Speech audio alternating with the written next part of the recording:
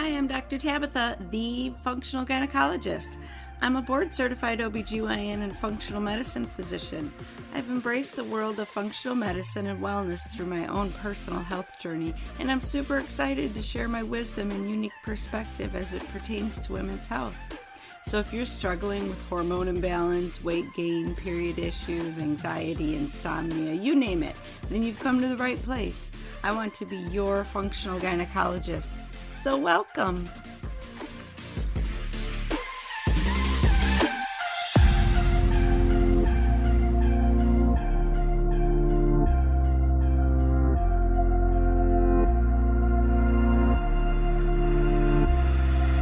Hi ladies, this week we're talking about exercise. This is such an important topic because every day I'm getting women saying, what I'm doing is no longer working. I used to be able to get on the treadmill and run and lose the weight, and it's not working anymore.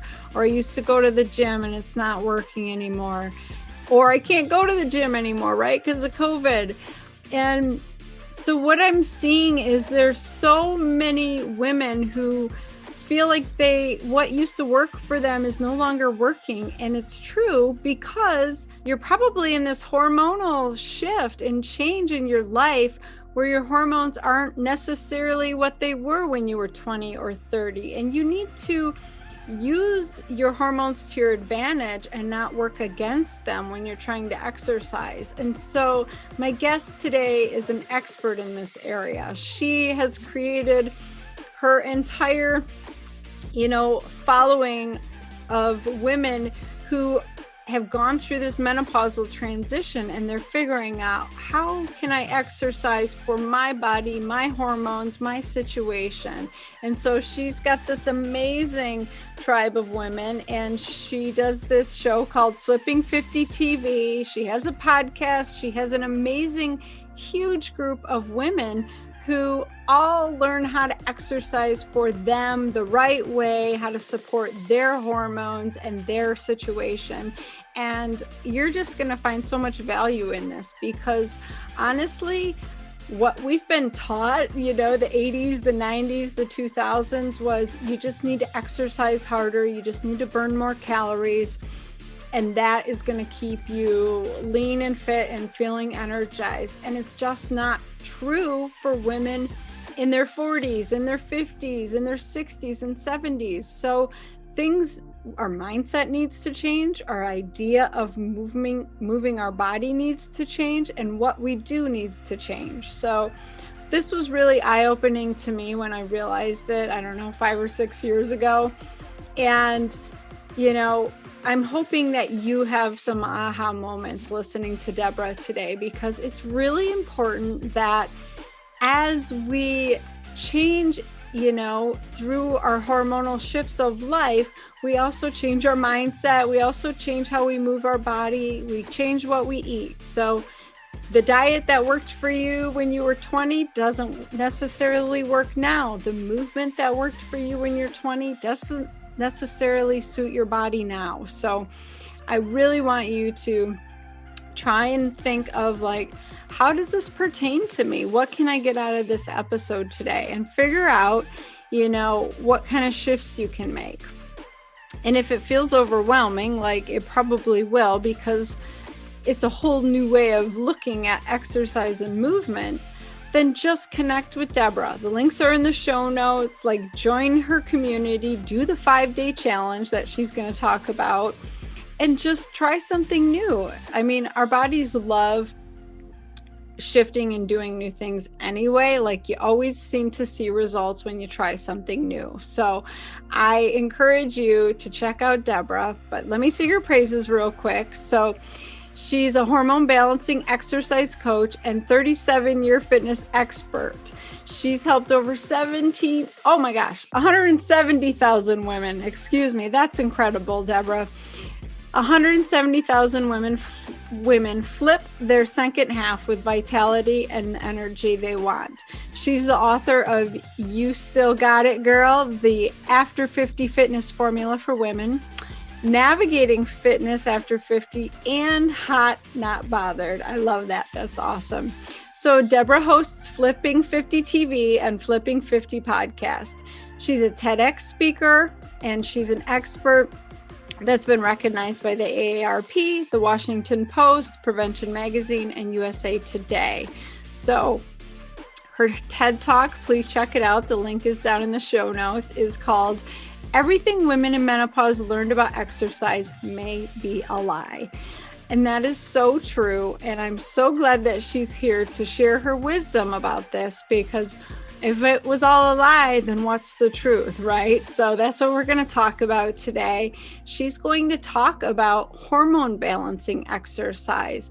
She's going to debunk the myth that, strength training bulks you up. It doesn't. It helps you in midlife. So important concepts. We're going to talk about bone health and, the impact of weight training and exercise on our bone density and our muscle mass. So lots of good information today. So stay tuned, listen. If you have to pause it, you can always go back. That's the awesome thing about a podcast. So please try to share it with everyone you know, get the word out, because we need to support each other.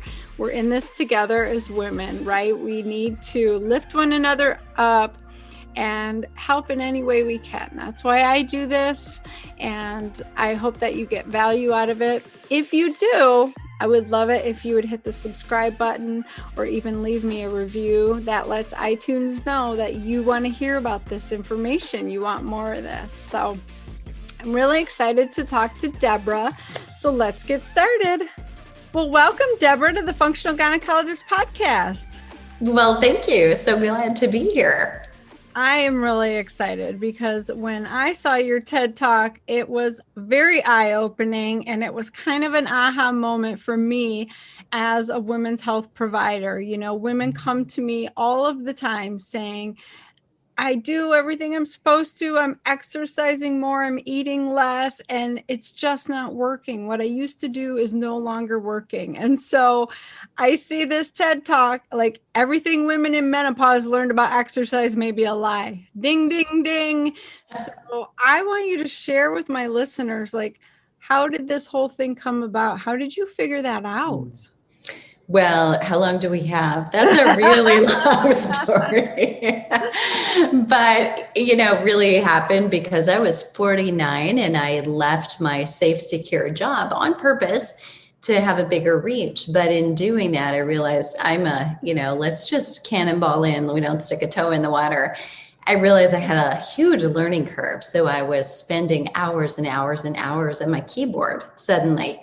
No longer teaching classes, no longer personal training, which is an active job. And I would let myself out of the, Google box for 20 minutes maybe. And it was because it had to work, because I had said, goodbye, take that TIAA CREF fund. I don't need that. And I'm like, I'm going to pay college tuition starting in 8 months. What was I thinking?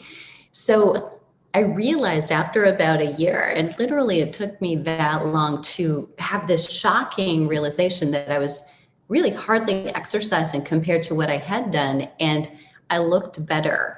I was stronger. I was healthier. And I said, okay, is this a fluke? It flies against everything I had been taught, but also I'd been an instructor in kinesiology for 15 years against everything I'd taught, And so as I dug into the research, I realized that, I was one of the lucky ones, because given any other time where I had the time and the energy to spend, I also, if I were experiencing hormonal changes or hot flashes or a little bit of weight gain, I would have over-exercised and probably undereaten just like everybody else. And that just is our default, even sometimes if we know better, because we're so conditioned.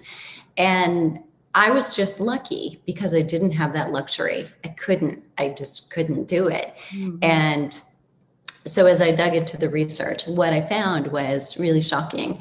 We'd all been doing it wrong. I mean, the amount of research that features, first of all, that features females, it's about 39% of all exercise and sports medicine research is 39% female and the rest is male. Well, that may not sound so bad. If you're thinking 60-40, it's not great, but we've seen worse, in other areas of our lives.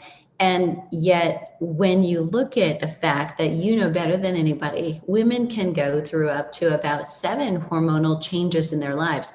Every single one of them demands a different exercise prescription. We shouldn't exercise someone who's prenatal or postnatal the same way an adolescent female should exercise, or the same way a postmenopausal female should exercise. The things we need to focus on are so very different. So when you do the math now, 39 divided by 7, that's less than 6% of all research caters to you in the phase you're in, or me in the phase I'm in.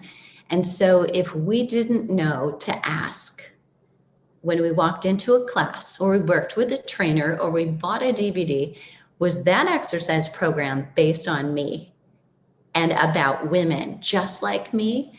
Because most is about mice and men and even young women, because we're in this volatile stage where researchers really don't love to work with us. We're too unpredictable, right? Yeah. So that really made me birth Flipping 50 and realize that, there may be a very little out there, but that's going to be 100% of what I do at Flipping 50. What was the biggest shift that you realized you had to make? Was it just cardio, or was it strength training? What was it? It's everything, and we can dive into each of them, but I think it really is flipping. So flipping I use so very frequently, and I'll keep my finger to myself, but it's really the opposite of exercise more and eat less, which we've heard forever. And it's exercise less and eat more. And of course, we have to follow that with, of the right kind, the quality kind. So this is not, my TED Talk might hint to somebody that you need to slow down and do less. And that is not necessarily it, unless you need to restore before more. It's the first tenet of Flipping 50. But we can work just as hard as anyone else can, and as hard as relative we did in our younger years, so long as we take the right rest in between, and we're doing more quality than quantity. So that was the biggest lesson for me. And I still need a support group. I'm an endurance lover, and I have to hold myself back. And I got my slap in the face, wake up call in 2019. I did an Ironman in Cozumel in November, and I'd had several life stressors happen: exposure to mold, sudden need to move, and relationship issues. Business was kind of volatile. And I had to follow through because I had committed publicly and said, I'm doing this. And so this is going to be my fittest year ever. Well, long story short, I gained 10 cortisol pounds, I call them, and I couldn't get them off.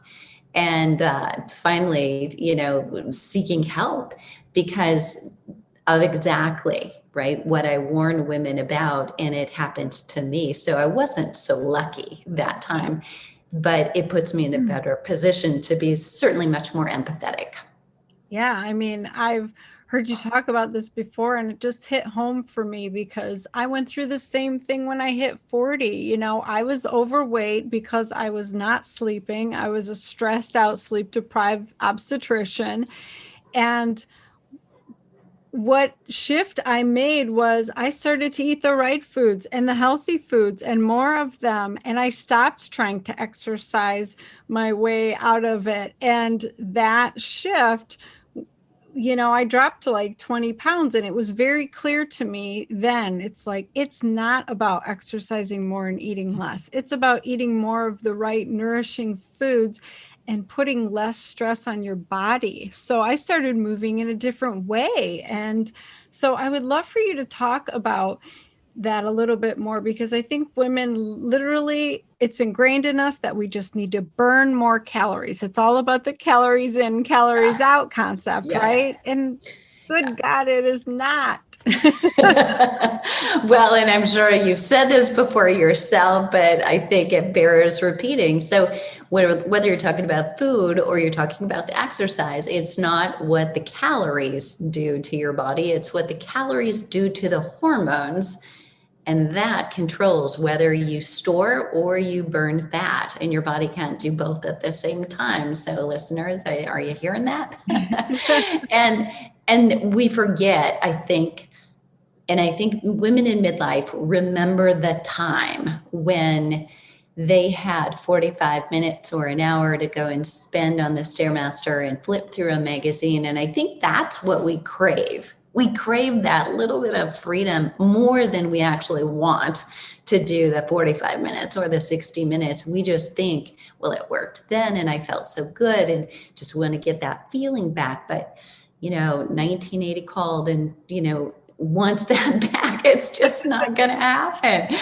But there is a substitute. There's an even better substitute that can help you feel better. So, looking at changing several things, you asked, what is it? Is it cardio, the big shift? What I found is the flipping 50 or the after 50 fitness formula for women. The formula it's about both the type and the timing of exercise.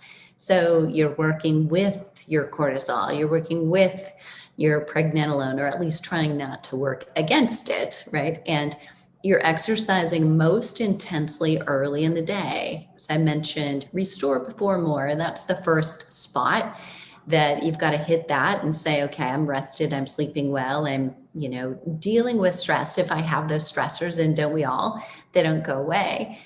But then you move on and you do interval early, light late. That's the mantra. So if you can remember that, you can do light exercise, yoga, walking, maybe it's a low level bike or SUP. You can do that any time of day.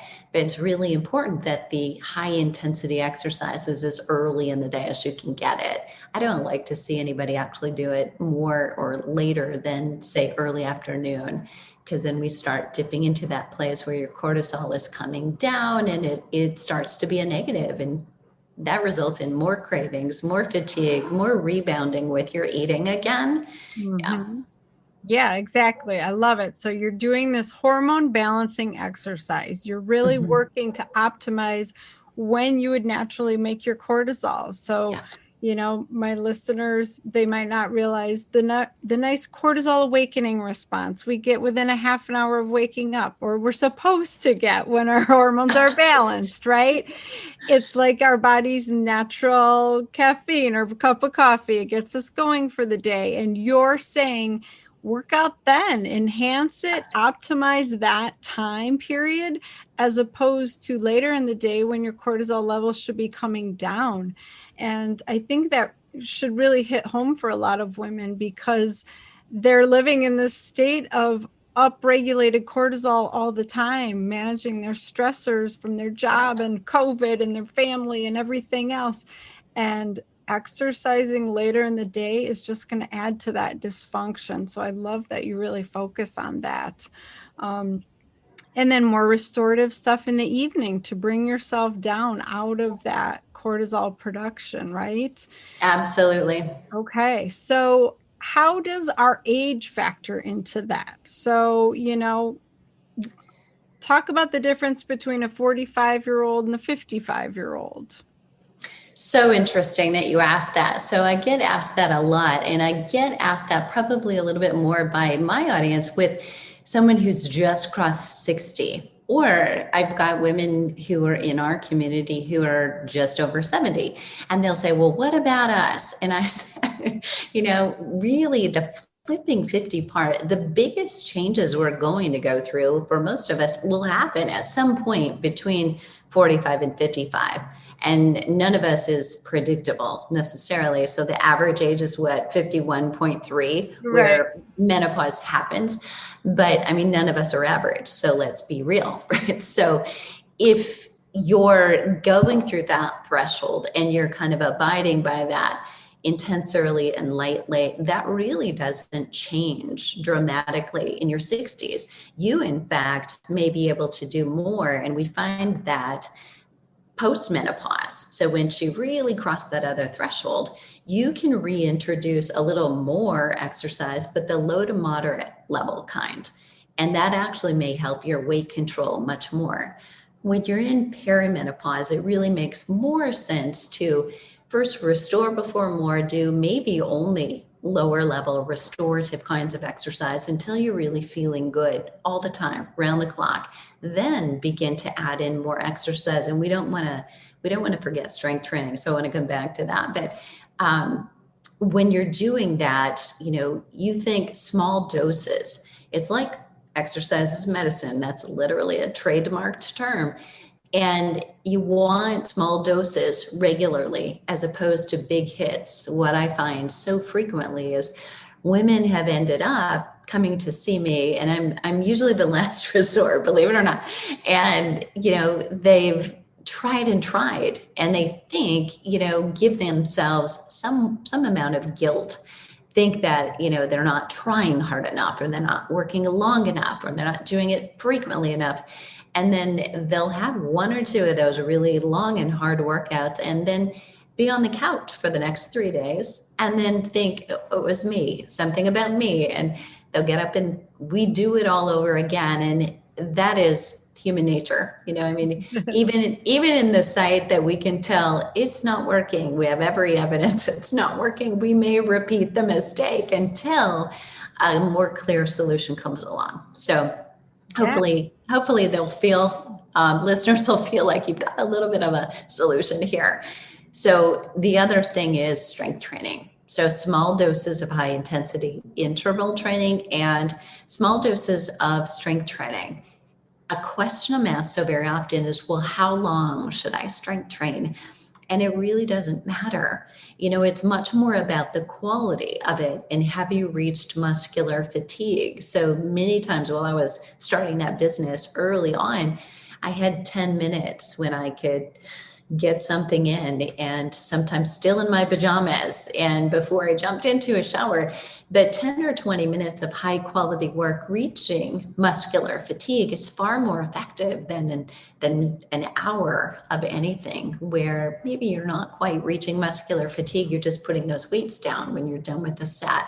And so really challenging yourself, have I done that? Because we need enough stimulus throughout all the research on menopause, whether it's perimenopause or postmenopause, over and over again, where we see exercise can help symptoms. Hot flashes are lessened, either reduced in frequency or intensity or both. It's always about if the exercise is of adequate intensity. So there's nothing in the literature that says, do it softer, do chair aerobics. You're not dead yet. It is really work hard, just work shorter, smarter. Yeah. I just think back to all my decades of using light weights to be toned and not bulk up. And right. I just think that we were sold a bill of goods. They've just made these, recommendations based on guesstimates, like women are smaller, so they should lift smaller weights. And, if you lift heavier weights, you're going to bulk up. Can you speak to that a little bit? Because I think people don't really necessarily understand muscle fatigue. You want to work out that muscle. You want to build it. You're not going to look like the beefcake on Jersey Shore, right? So glad you asked that. It's one of the most frequent questions that I get asked too. And recently, so for those who are on Instagram, for instance, you may want to go and browse. And I posted something about how to work out to match your body type, because it does matter. And there are women probably watching, and I know you're in the minority, and we sometimes forget you, who are lean and you're having a hard time gaining lean muscle. And we sometimes leave you out. So you're included here. But here's the thing. I often tell my audience that they may want to go back and slap their high school PE teacher when I'm done. But many women legitimately may have felt like they got bulky lifting weights when they were in high school or college in the early 20s. And we also have to remember that these women who are we're over 50, we were all in that low fat snack wells, Oh my God. I can eat the whole box because it's fat free. So we were not helping ourselves with that bulk thing, but 3 sets of 10 repetitions is what we call a bulk building protocol. And that's what every woman was taught, 20, 30, 40 years ago. And so if you did strength train, that's probably what you did. And, it worked for a very minor few of us. And for the rest who were much more muscular to begin with, and we're at 25, you're at the peak of your muscle mass. So it's probably going to work pretty well.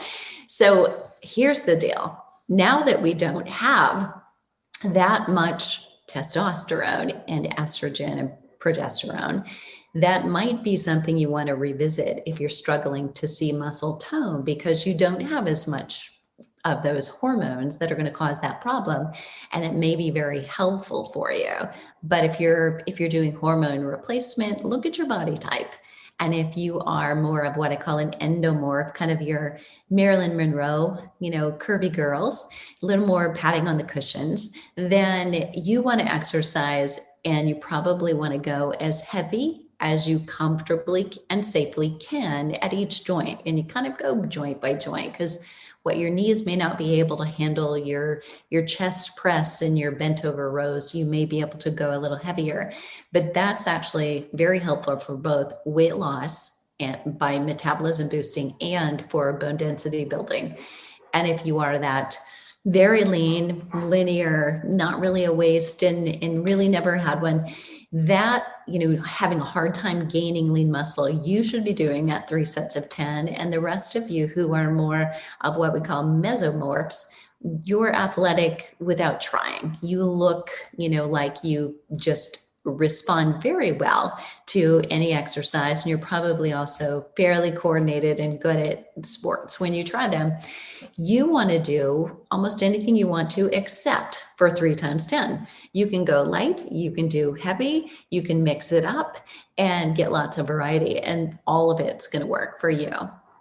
That's awesome. I love that you're you're breaking it down so it's individualized. It's based on your needs of what your body is doing, your hormonal status. I just think that it's so important. It's not one size fits all. It's not just more cardio. It's not just, CrossFit. It depends on your situation. And I think that's so important. That's such a great point. And even, I think we're kind of talking, or you're talking to me and I'm talking women over 50 for the most part, or mid 40s who are into perimenopause and realize exactly what you said, like that wasn't here yesterday. What I'm doing, used to do doesn't work anymore. But even within, among us, there's diversity. So I like to think in terms of a blueprint. It's like the Tiger Beat quizzes that you took. And did you take them?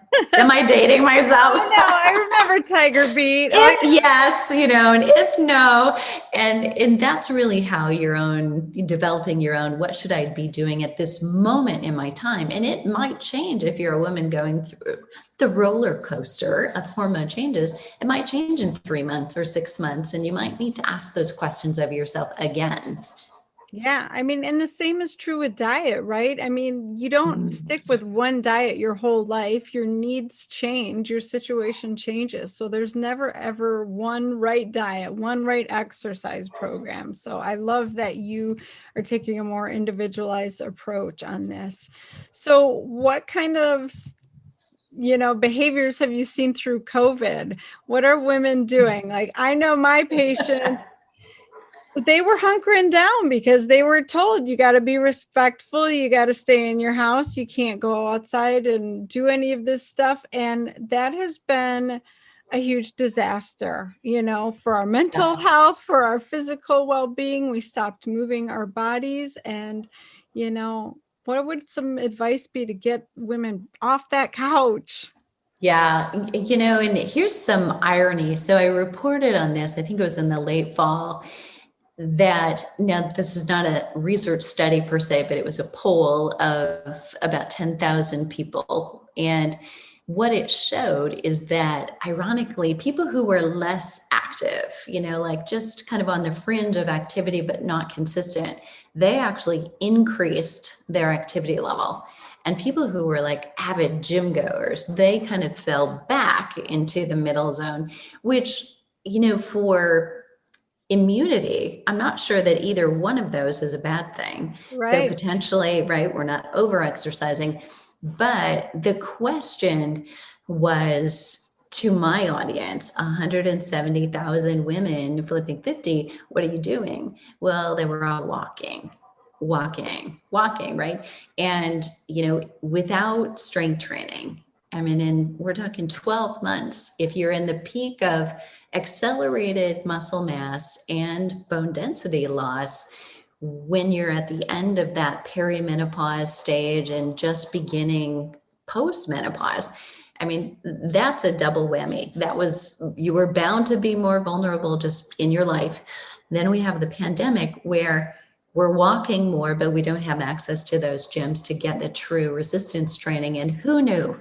Had you told me in February of 2020, we're going to have a global dumbbell shortage, I would have said, No. yeah, right. Right. And we did. I mean, right? If Amazon doesn't have them, nobody has them.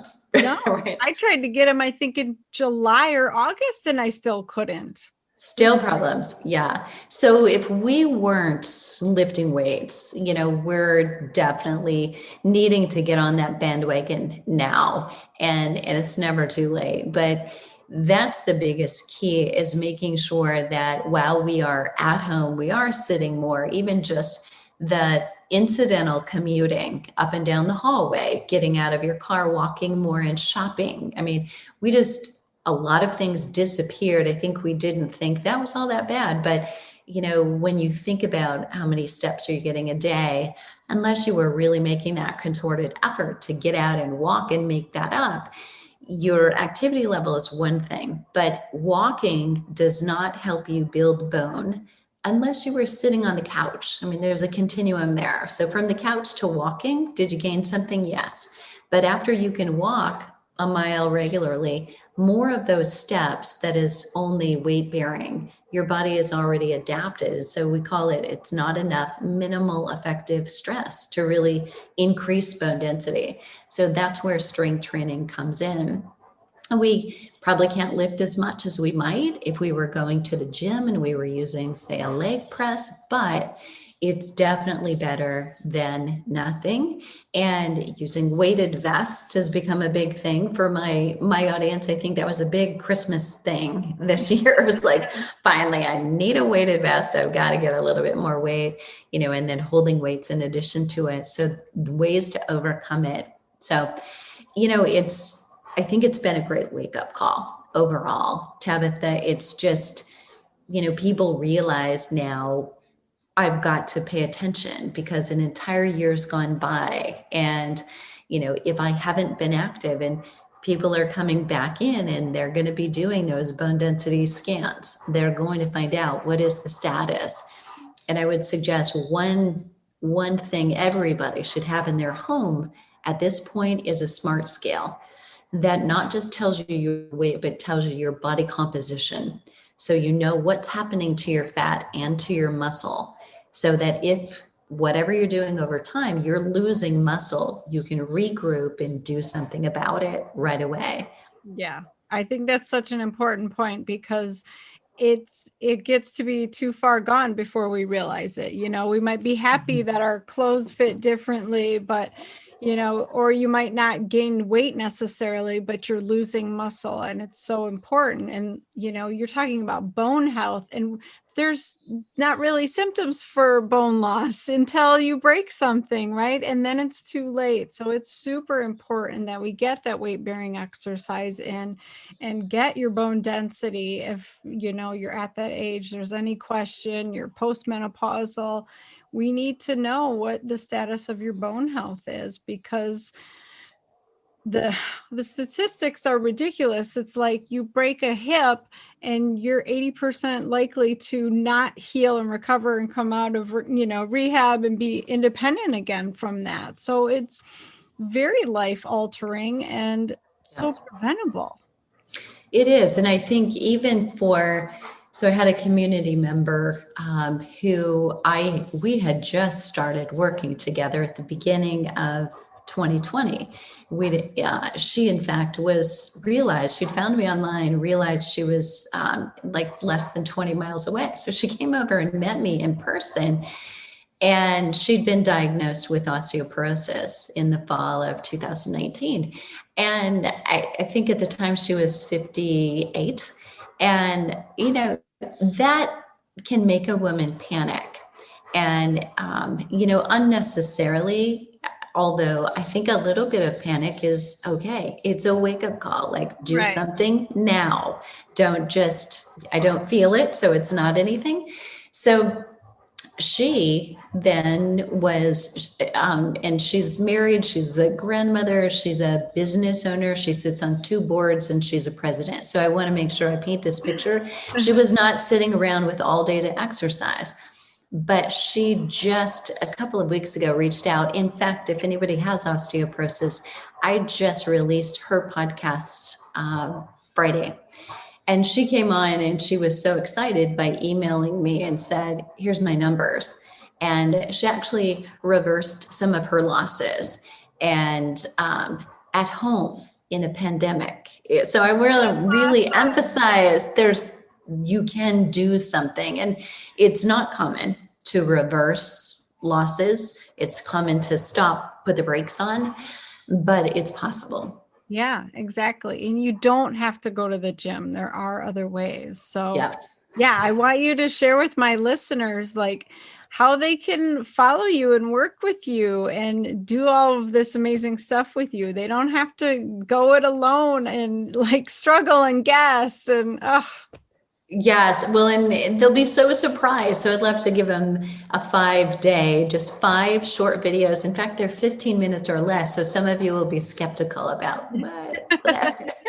And the whole idea is, especially if you're looking to start or to restart, what you're doing isn't working. You have nothing to lose after 5 days. If you insist, you can go right back to doing what you're doing now, but take a break. And as I'm teaching, I'm sharing the why and the why it's working.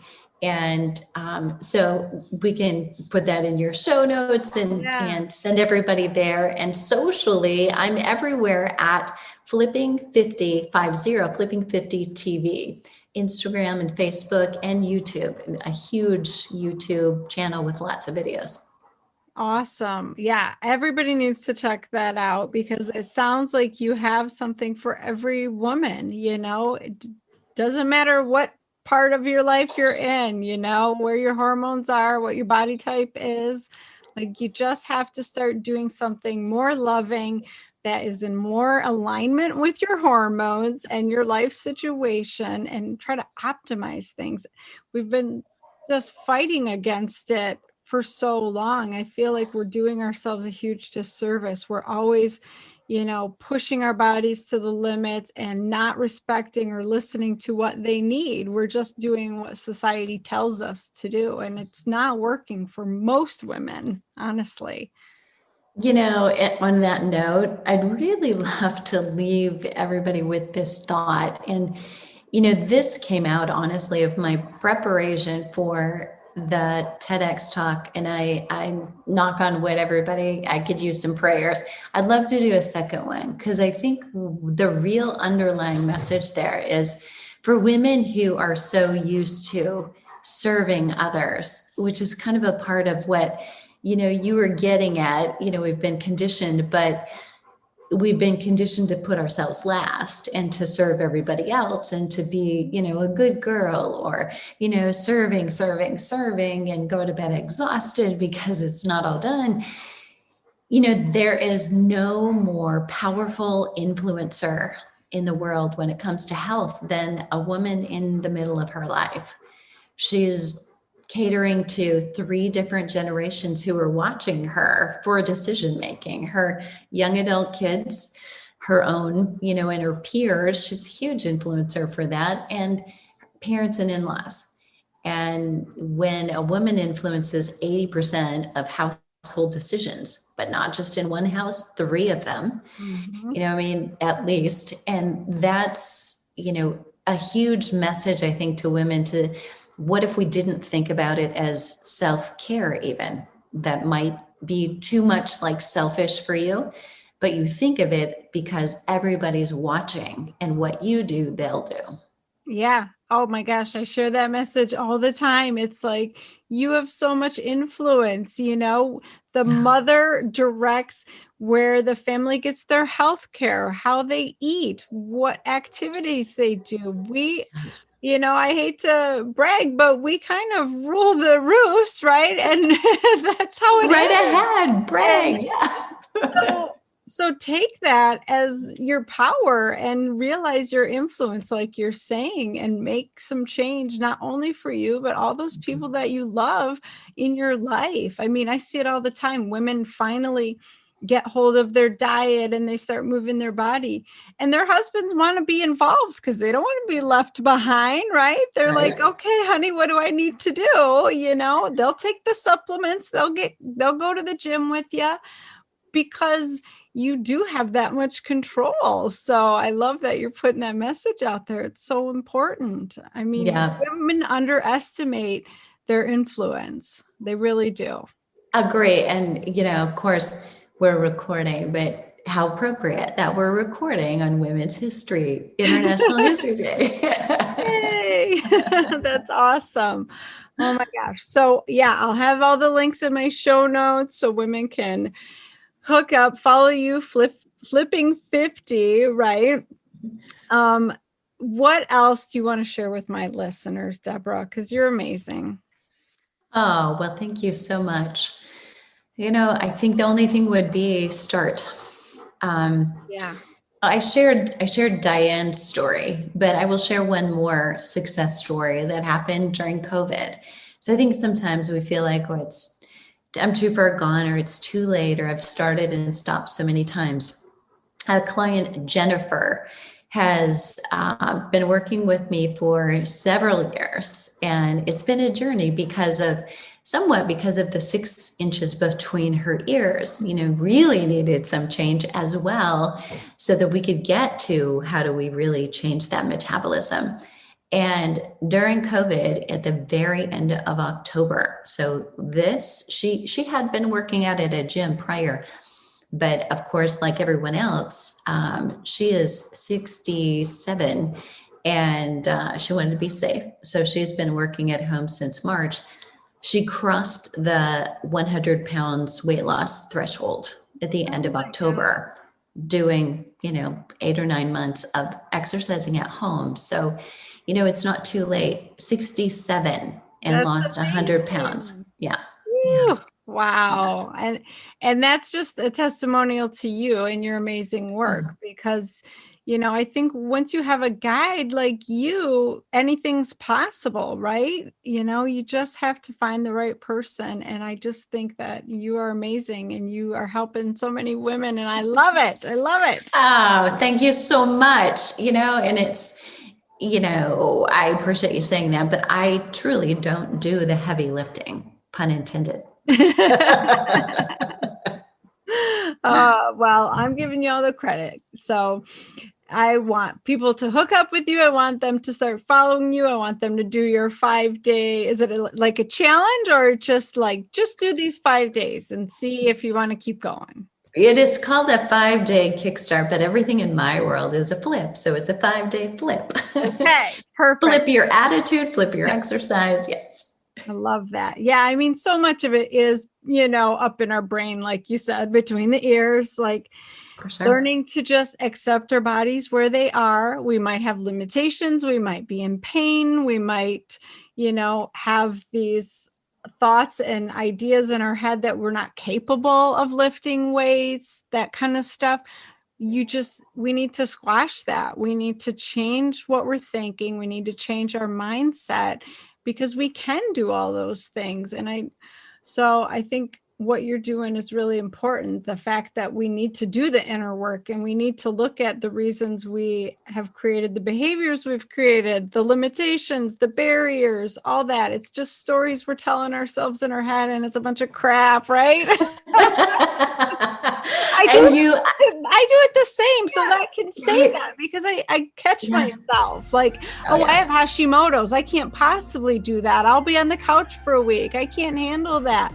And it's just a bunch of crap. I might have to do it differently or slower or support myself, a little more.